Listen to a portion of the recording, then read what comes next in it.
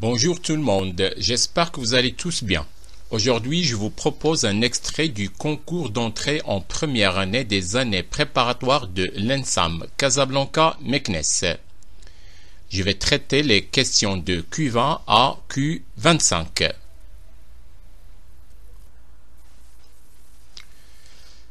Question 20. Dans une boîte se trouvent 14 jetons portant chacun une lettre du nom Sahara marocain. Soit l'expérience tirer simultanément 5 jetons. On répète cette expérience 3 fois en remettant à chaque tirage les 5 lettres tirées dans la boîte. On suppose que tous les tirages sont équiprobables. Soit grand Y, le nombre de fois de former le nom Smara avec les 5 lettres tirées. Quelle est la probabilité pour que l'on ait grand Y égale 3? Vous avez 4 propositions. La première, c'est A qui est égal à 1000 sur 1001 puissance 3. La deuxième, B, c'est 1001 sur 1001 puissance 3. Proposition C, 1002 sur 1001 puissance 3. Et proposition D, 1003 sur 1001 puissance 3. Alors tout d'abord, un rappel, répétition des expériences. On considère une suite de répétitions de la même expérience telle que chaque expérience n'a que 2 issues, S succès et S barre, l'événement contraire. Les expériences sont indépendantes. Cette suite de répétitions de la même expérience est donc caractérisée par la donnée de 2 paramètres. Le nombre n d'expériences que l'on répète. La probabilité P de l'un des 2 issues de chaque expérience. Par exemple, on pose P de S égale P. P de S bar égale 1 moins P. Propriété. On considère une suite de répétitions de la même expérience de paramètres n et P égale P de S. Soit PK, K appartenant à l'ensemble allant de 0 à n, la probabilité d'obtenir K succès en n expériences. On a PK égale combinaison de K parmi n qui multiplie P puissance K et qui multiplie 1 moins P puissance n moins K avec K qui appartient à l'ensemble allant de 0 à n. Soit à l'événement, les 5 lettres tirées forment le nom Smara. On a P de A égale combinaison de 1 parmi 1 qui multiplie combinaison de 1 parmi 1 qui multiplie combinaison de 2 parmi 5 et qui multiplie combinaison de 1 parmi 2. Le tout sur combinaison de 5 parmi 14. Égale 20 sur 2002 et qui est égal à 10 sur 1001. Donc, n égale 3, p égale 10 sur 1001 et k égale 3. La probabilité pour que l'on ait grand Y égale 3 et P3 égale combinaison de 3 parmi 3 qui multiplie 10 sur 1001 puissance 3 et qui multiplie 1 moins 10 sur 1001 puissance 3 moins 3 qui est égal finalement à 1000 sur 1001 puissance 3. Donc finalement, il fallait cocher la case A.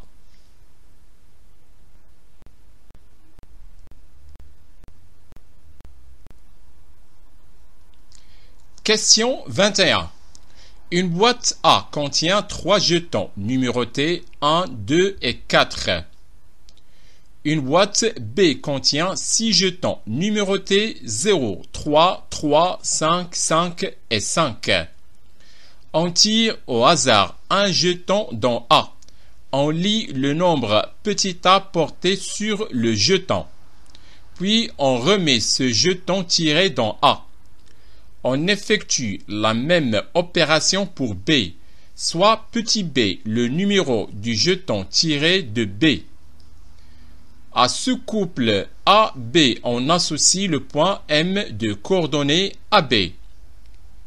Quelle est la probabilité pour que le point M de coordonnées AB soit situé sur l'ellipse d'équation x carré sur 16 plus y carré sur 12 égale 1? Vous avez 4 propositions.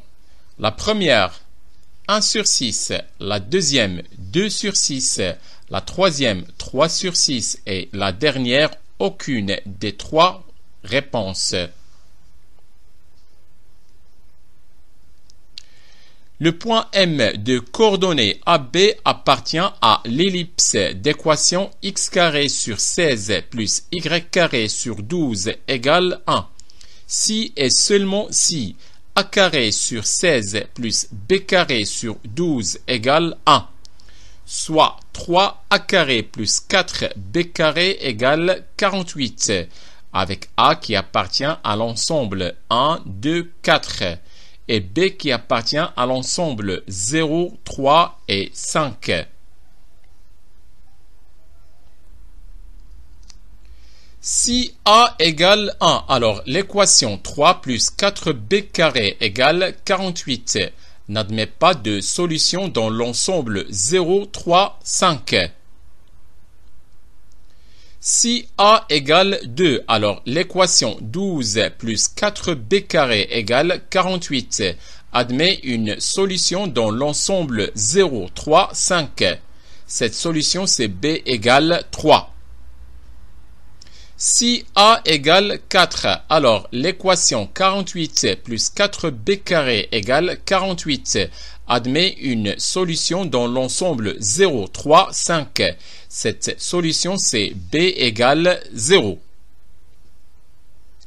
Donc, le point M de coordonnées AB appartient à l'ellipse d'équation x carré sur 16 plus y carré sur 12 égale 1, avec A qui appartient à l'ensemble 1, 2, 4 et B qui appartient à l'ensemble 0, 3, 5.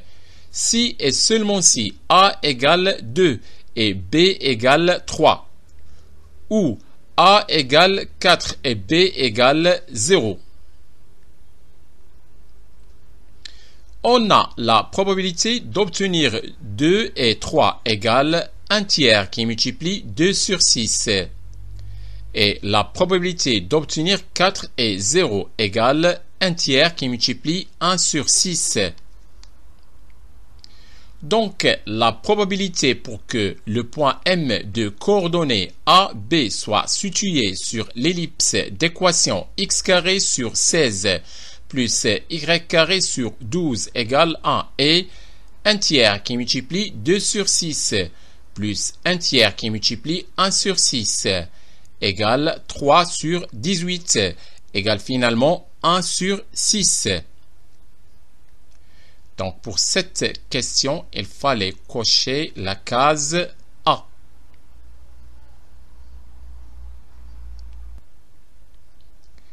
Dans l'espace muni d'un repère orthonormé, on considère les deux points A de coordonnées 1, 1 et 1 et B de coordonnées moins 1 demi, 3 demi, 0 et les trois plans P d'équation x plus y plus z moins 1 égale 0.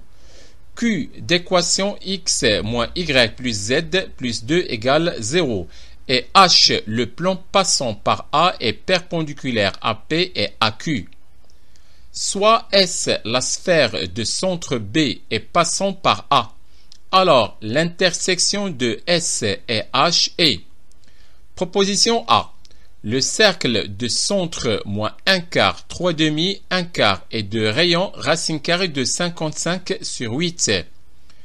Proposition B. Le plus grand cercle dans la sphère. Proposition C. L'ensemble vide. Et enfin, proposition D. Aucune des trois réponses. N de coordonnées 1, 1 et 1 est un vecteur normal au plan P. N' de coordonnées 1, moins 1 et 1 est un vecteur normal au plan Q.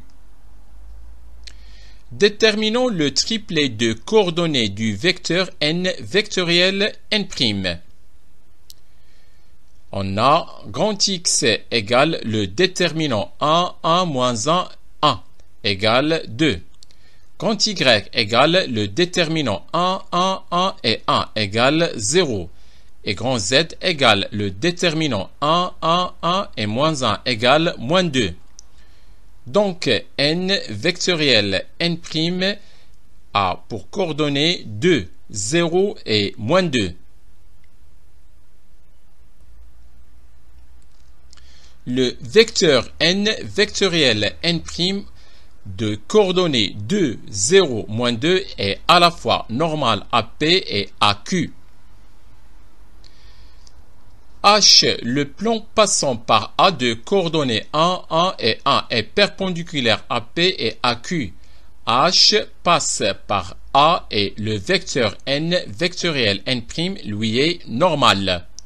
Donc, une équation cartésienne de H est de la forme 2x moins 2z plus c égale 0, où c appartient à l'ensemble R. Et puisque A appartient à H, alors C égale 0. Donc, H a pour équation 2x moins 2z égale 0. Soit H a pour équation x moins z égale 0. Soit S la sphère de centre B et passant par A. Le rayon de S est grand R égale la distance AB qui est égale à racine carrée de moins 1 demi moins 1 le tout carré plus 3 demi moins 1 le tout carré plus 0 moins 1 le tout carré. Et finalement, le rayon grand R égale racine carrée de 14 sur 2. On a la distance du point B au plan H égale la valeur absolue de moins 1 demi moins 0 sur racine carrée de 1 carré plus 0 carré plus moins 1 carré égale racine carrée de 2 sur 4 qui est inférieur strictement à grand R. Donc H coupe la sphère S selon un cercle C inclut dans S de centre oméga la projection orthogonale de B sur H et de rayon petit r égale racine carrée de grand R carré moins distance carrée de B à H égale racine carrée de 14 sur 4 moins 1 sur 8 égale 3 racine carrée de 6 sur 4. Donc, aucune des trois réponses A, B et C n'est correcte. Voilà, donc pour cette question, il fallait cocher la case D. Aucune des trois réponses n'est juste. Question 23. Soit n un entier naturel non nul et in la suite définie par in égale intégrale de 1 à 0 de x qui multiplie exponentielle de moins n x carré dx. Choisir la bonne réponse. Réponse A. In égale 1 demi facteur de 1 moins 1 sur e puissance n qui multiplie 1 plus 1 sur e puissance n. Réponse B. In est minoré par moins 1 demi. Réponse C. In converge vers 0. Et réponse C. Aucune des trois réponses.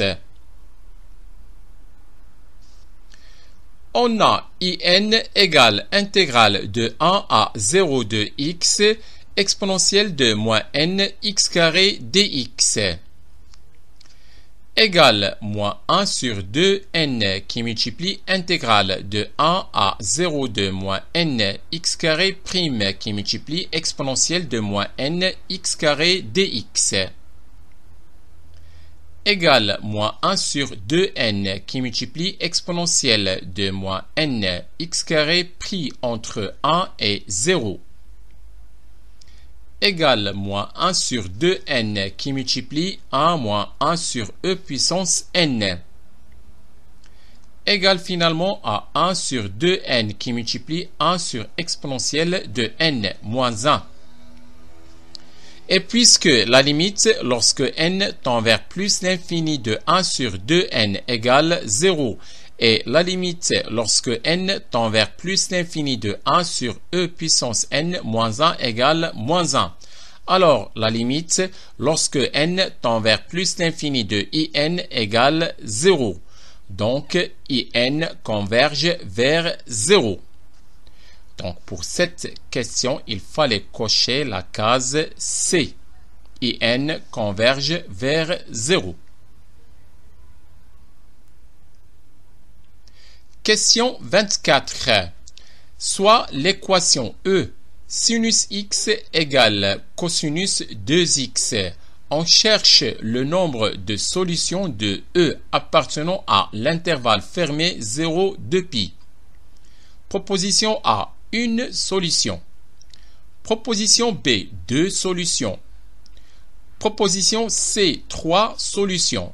Et enfin, proposition D, aucune des trois réponses. Tout d'abord, un rappel. Cosinus 2x égale 1 moins 2 sinus carré x. Soit x qui appartient à l'intervalle fermé 0, 2π. On a sinus x égale cosinus 2x équivalent à sinus x égale 1 moins 2 sinus carré x. Équivalent à 2 sinus carré x plus sinus x moins 1 égale 0. Équivalent à sinus x plus un facteur de 2 sinus x moins 1 égale 0. Équivalent à sinus x plus 1 égale 0 ou 2 sinus x moins 1 égale 0. Équivalent à sinus x égale moins 1 ou sinus x égale 1/2. Alors pour cela, on va utiliser le cercle trigonométrique. Tout d'abord, les angles, vous avez 0, pi sur 2, pi, 3π sur 2 et enfin 2π. L'origine, ensuite la graduation sur l'axe des ordonnées. C'est là où on va repérer le sinus. Vous avez 1/2 sur l'axe des ordonnées. Donc on va chercher les angles dont le sinus égale 1/2 qui appartiennent à l'intervalle 0, 2π. Le premier c'est pi sur 6 et le deuxième c'est 5π sur 6. Maintenant, on va chercher l'angle qui appartient à l'intervalle 0, 2π et qui a pour sinus moins 1. Donc, il s'agit bien de 3π sur 2. Équivalent à x égale 3π sur 2 ou x égale π sur 6 ou x égale 5π sur 6. L'équation E admet trois solutions dans l'intervalle 0, 2π. Voilà, pour cette question, il faut cocher la case C. 3 solutions. Question 25. Trouvez la fonction de chaque flèche pour compléter les derniers cercles. Voilà, vous avez la figure devant vous. Proposition A, 18 et 9. Proposition B, 8 et 12. Proposition C, 17 et 9. Et enfin, proposition D, aucune des trois réponses. On va reprendre la figure. Alors, remarquez que pour passer du cercle qui porte le nombre 6 au cercle qui porte le nombre 2, et aussi du cercle qui porte le nombre 11 au cercle qui porte le nombre 7, on a tout simplement retranché 4. Maintenant, pour passer du cercle qui porte le nombre 4 au cercle qui porte le nombre 2, on retranche 2. Donc ce sera de même pour passer du cercle dont on cherche la valeur qu'il porte au cercle qui porte le nombre 7. Donc on doit retrancher 2. Et la même chose pour passer du cercle qui porte le nombre 11 au cercle que l'on cherche la valeur, il faut tout simplement retrancher 2. Donc la valeur qui convient c'est 9. Maintenant, pour passer du cercle qui porte le nombre 4 au cercle qui porte le nombre 7, on ajoute 3. Aussi, pour passer du cercle qui porte le nombre 8 au cercle qui porte le nombre 11, on ajoute 3. Alors, maintenant, pour passer du cercle dont on ne connaît pas la valeur au cercle qui porte le nombre 21, il faut ajouter 3. Et la valeur qui convient, c'est 18. Maintenant, pour passer du cercle qui porte le nombre 4 au cercle qui porte le nombre 8, et aussi pour passer du cercle qui porte le nombre 9 au cercle qui porte le nombre 18, on a tout simplement multiplié par 2. Donc finalement, il faut cocher la case A, qui est 18 et 9. Et aussi, on a déterminé la fonction de chaque flèche. Voilà, c'est fini pour cette vidéo. Au revoir.